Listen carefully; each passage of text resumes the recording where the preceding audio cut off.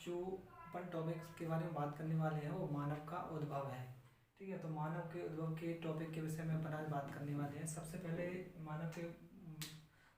जो मानव का जन्म हुआ है, मानव का जो सबसे पहले प्राणी पृथ्वी पर जो सबसे पहले प्राणी का जन्म हुआ है वो एक कोशीय जीव था। एक कोशीय जीव जो सबसे पहले उत्पन्न हुआ था उसका नाम है नील हरित शैवाल। ब्लू ग्रीन एल्गी, इसका इंग्लिश में बोलते हैं इसको ब्लू ग्रीन एल्गी। ठीक है, उसके बाद जो जन्म हुआ वो प्राइमेट्स का जन्म हुआ है। प्राइमेट्स का उत्पन्न हुआ है। प्राइमेट्स किसको बोलते हैं? जो स्तनधारियों का समूह। ठीक है, इसमें स्तनधारी का जो समूह था जैसे लबूर, गोरिल्ला, चिंपांजी, कपीबाना और चचूंदर। ठीक है, ये कपीबाना से ही मानव के विकास की शुरुआत हुई है। सबसे पहले मैं बात करूँ ये सीक्वेंस लगाने को आ जाता है, कभी कभी आपसे सीक्वेंस लगाने को आता है, तो ये सीक्वेंस आप ध्यान रखिएगा। तो ये सीक्वेंस है। ठीक है, जैसे सबसे पहले जो मानव के लक्षण जिसमें दिखाई दिए वो डायोपिथेकस था, फिर रामापिथेकस और फिर ऑस्ट्रेलोपिथेकस, उसके बाद होमो हैबिलस, फिर हाइडेलबर्ग, फिर होमो इरेक्टस, फिर निएंडरथल मानव आया, फिर क्रोमेगन मानव आया, फिर होमो सेपियंस जो आधुनिक मानव है। होमो सेपियंस लास्ट में आया। ठीक है, इसको वाइसमैन भी बोलते हैं, इसको बुद्धिमान मानव भी बोलते हैं। ठीक है, तो सबसे पहले ये मानव में जो डायोपिथेकस था इसके बारे में कुछ ज़्यादा जानकारी नहीं मिलती आपको। और रामापिथेकस जो मानव था इसमें थोड़े से क्या है कि मानव के लक्षण दिखाई दिए। ठीक है, मानव के लक्षण दिखाई दिए इसमें रामापिथेकस। तो ये रामापिथेकस के बाद जो प्रजाति आई वो ऑस्ट्रेलोपिथेकस थी। और ऑस्ट्रेलोपिथेकस में दो तरह की प्रजाति थी। एक प्रजाति जो जंगलों में रह गई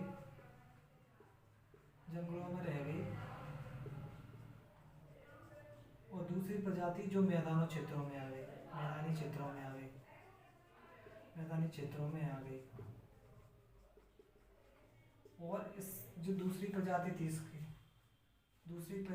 इसकी उस प्रजाति ने क्या है कि अपने आप को मैदानी क्षेत्रों में अनुकूल कर दिया। और जो इसकी पहली प्रजाति थी तो वो प्रजाति अपने आप को जंगलों में ही रह गई, वो अनुकूल नहीं कर पाई पृथ्वी पर। ठीक है, धरती पर मैदानों पर।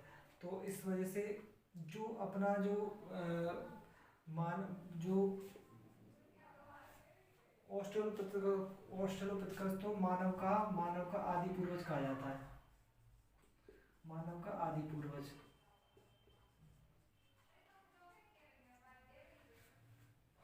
ऑस्ट्रेलोपिथेकस को क्या कहता है? मानव का आदि पूर्वज। इसकी विशेषता और दूसरी क्या है इसकी विशेषता दोस्तों? इसकी विशेषता की मैं बात करूं कि इसकी विशेषता में दूसरी बात यह है कि इसने सबसे पहली बार पत्थरों का प्रयोग किया। सर्वप्रथम इसने पत्थरों का प्रयोग किया।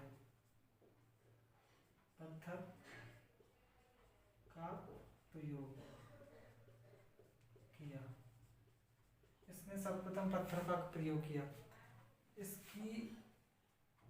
इसकी जो खोज हुई है वो दक्षिण अफ्रीका में हुई है। दक्षिण अफ्रीका के ट्रांसवाल जगह में इसकी खोपड़ी का साक्ष्य मिला है।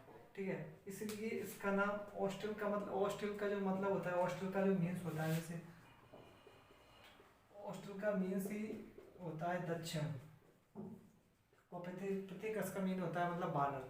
ठीक है, तो इस वजह से इसका नाम ये दक्षिण में इसकी खोपड़ी का साक्ष्य मिला, इसलिए इसका नाम ऑस्ट्रेलोपिथेकस पड़ा है। क्योंकि ऑस्ट्रेल यानी दक्षिण में मिला है। ठीक है, दक्षिण में इसकी खोपड़ी का साक्ष्य मिला है। ठीक, और इसकी जो खोज की थी इसकी खोपड़ी की, जो रेमंड डार्क ने 1924 ईडी में इसकी खोज की थी। ठीक है, तो ये पेपर में पूछा जाता है कि मानव का आदि पूर्वज कौन है। तो मानव का आदि पूर्वज किसको बोलेंगे? मानव का आदि पूर्वज ऑस्ट्रेलोपिथेकस को कहा गया है। ठीक है, इसकी ये विशेषता है। अब बात करते हैं होमो हैबिलस की। होमो हैबिलस की बात करते हैं तो होमो हैबिलस में क्या है कि इसने सबसे पहली बार इसने सबसे पहली बार औजारों का प्रयोग किया है। इसका प्रयोग किया है इसने, औजारों का प्रयोग किया है सबसे पहली बार, औजारों का प्रयोग किया इसने। और इसने हाथ का प्रयोग करना स्टार्ट किया था, हाथ का प्रयोग करना, हाथ के प्रयोग करने की शुरुआत की,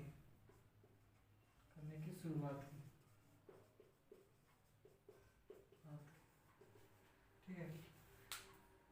हाइडलबर्ग में कुछ ज़्यादा जानकारी नहीं मिलती है, सिर्फ इतनी जानकारी मिलती है कि इसका जो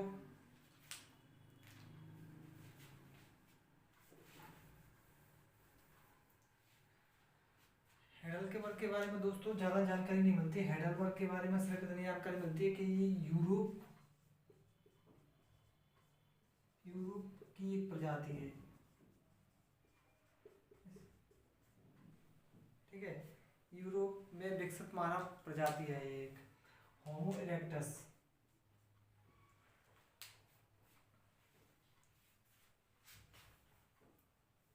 होमो इरेक्टस की बात करूँ तो होमो इरेक्टस के जो साक्ष्य मिले हैं वो दो जगह से मिले हैं। सबसे पहले जावा कहाँ है, इंडोनेशिया में,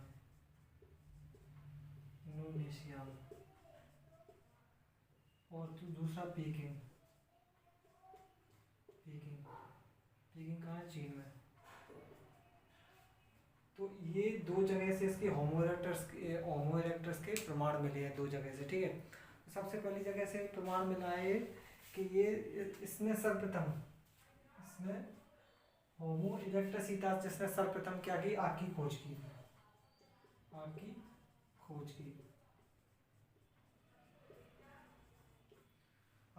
किसने की, सबसे पहले जो होमो इरेक्टस था उसने क्या की, आग की खोज की।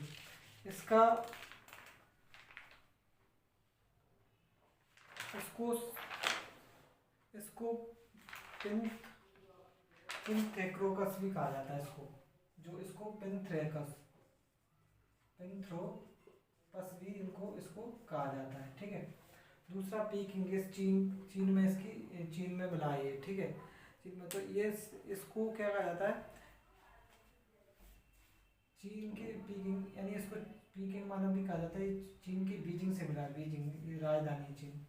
इसको रेस कर दूंगा। जावा के बारे में अपन को ये दो बातें ध्यान रखनी है। और अगर पीकिंग यानी पीकिंग मानव कहाँ से मिला है, पीकिंग मानव का साक्ष्य मिला है बीजिंग से, बीजिंग कहाँ है, चीन में, ठीक है। इसका जो दूसरा नाम है वो सिंथेंथ्रोपस, ठीक है। ये इसका दूसरा नाम है, ठीक है।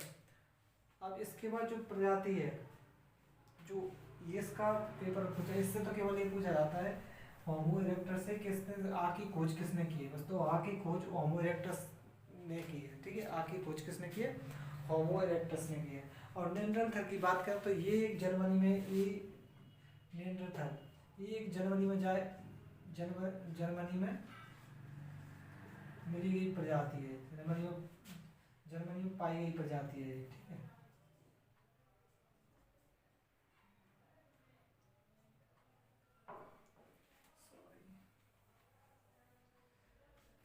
जर्मनी में पाई गई प्रजाति, ये निएंडरथल से ही हमें सबसे पहले श्रम विभाजन देखने को मिलता है। श्रम विभाजन यानी लड़कियां और स्त्रियां जो घर का काम करेंगी और जो पुरुष हैं वो बाहर जाएंगे, ठीक है। तो ये सबसे पहले श्रम विभाजन कहाँ पे मिलता है, देखने को निएंडरथल प्रजाति पर देखने को मिलता है। श्रम विभाजन में स्त्रियां जो क्या करेंगी, घर का काम, और पुरुष जो क्या करेंगे, पुरुष वर्ग बाहर का कार्य, ठीक है। ये श्रम विभाजन देखने को कौन सी प्रजाति में मिलता है, निएंडरथल की प्रजाति में मिलता है, ठीक है।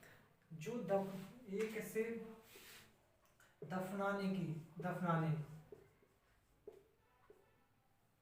का साक्ष्य भी इसी के द्वारा मिला हुआ है। यानी इसमें समाधान की जो प्रक्रिया है, समाधान की जो प्रक्रिया है वो भी नियंत्रण मानव के द्वारा देखने को मिलती है। ठीक है, और ये मध्य पुरापाषाण काल का है। मध्य पुरापाषाण काल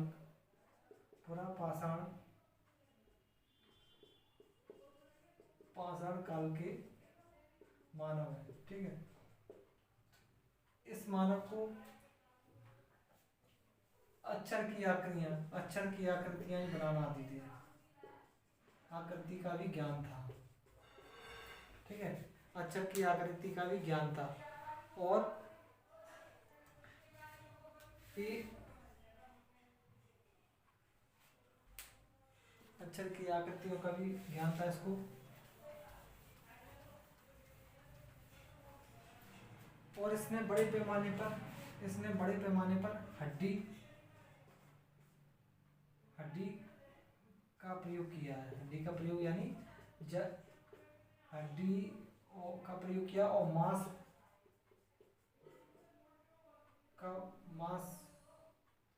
भूनने यानी मांस को पकाना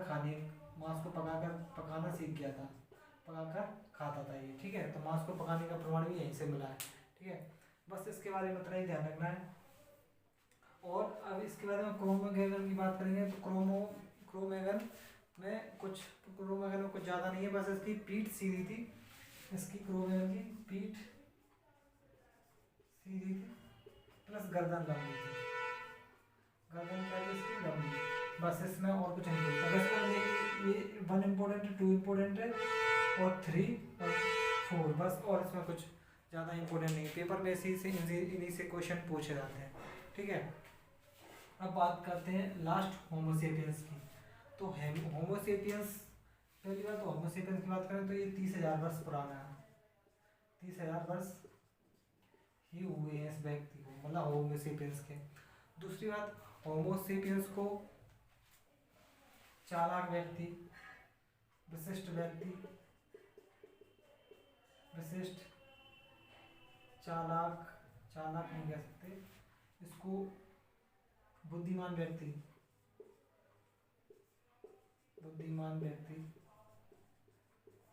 ठीक है, वाइस मैन,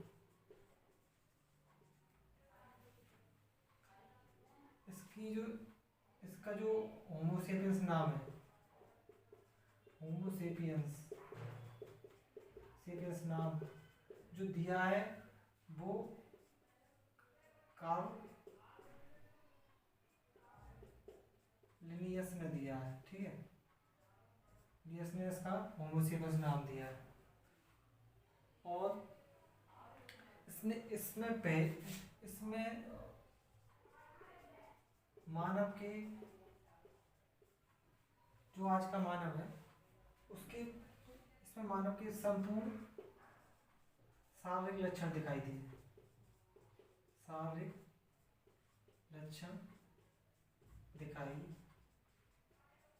ठीक है, इसमें मानव के पूरे शारीरिक लक्षण दिखाई दिए।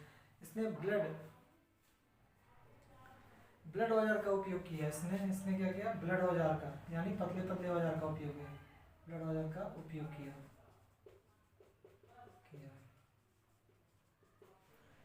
ये नवपाषाण काल का मानव है, नवपाषाण काल का मानव है।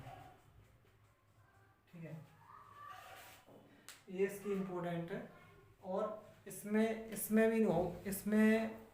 होमोसेपियंस में भी 3 प्रकार के मानव को देखने को मिलेंगे। ठीक है, ये होमोसेपियंस में भी क्या करेगा, होमोसेपियंस में भी आपको 3 प्रकार के मानव देखने को मिलेंगे। जो यही मानव सिंधु घाटी सभ्यता में क्या मिलते हैं, यही मानव सिंधु घाटी सभ्यता में अपन को प्रजाति देखने को मिलती है। इस सिंधु घाटी सभ्यता में काकेशियस,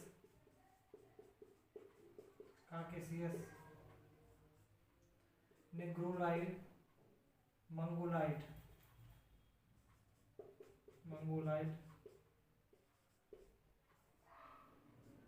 और निग्रो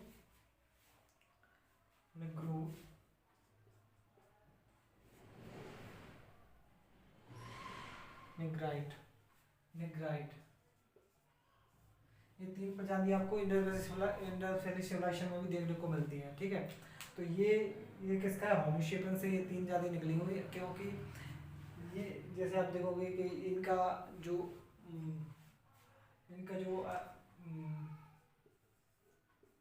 इसको मतलब तीनों प्रजाति क्या है, ये तीनों प्रजाति आपको इंडस वैली सिविलाइजेशन में देखने को मिलेंगी। और ये लगभग प्रजातियां क्या मानव से बिल्कुल आज का जो मानव है और उस मानव से इस लगभग लगभग सेम टू सेम थे। इस वजह से क्या है, होमो सेपियंस को मानव बुद्धिमान मानव माना जाता है, और जो इसी से मानव की उत्पत्ति मानी जाती है। ओके, तो आज के लिए बस इतना ही। आगे की वीडियो में और अपन आगे टॉपिक पर बात करेंगे, जैसे अब स्टोन एज आएगी तो स्टोन एज के बारे में बात करेंगे। बस आई होप, वैसे इसमें जो पूछा जाता है वो 3 चीज़ें, एक को तो इसका सीक्वेंस पूछा जाता है, तो दूसरा होमो सेपियंस से और निएंडरथल, ये दोनों से आपके क्या ज़्यादा क्वेश्चन बनते हैं, ठीक है। तो आपको ध्यान रखना है। और कोई भी अगर क्वेश्चन हो, आपकी क्वायरी हो, अगर मेरे समझाने में थोड़ा सा कोई प्रॉब्लम आ गई हो या मेरी आवाज़ में कोई दिक्कत हो, तो प्लीज़ कमेंट कीजिए। अगर मैं आपकी कमेंट देखूंगा और मैं आपको क्या करूँगा, आंसर करूँगा।